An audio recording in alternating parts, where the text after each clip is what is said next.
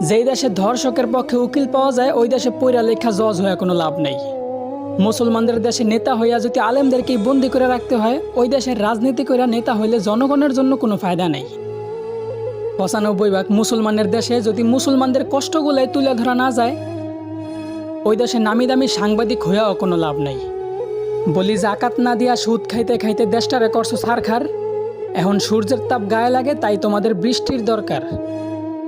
আলেমদেরকে বন্দি করে আবার আলেমদের মাধ্যমে আল্লাহর কাছে বৃষ্টি কামনা করলা। বিষয়টা এমন হইল না যে কোনো এক ফল গাছের গোড়া কাইটা ফালাইয়া সেই গাছ থেকেই আবার ফলের আশা করলা।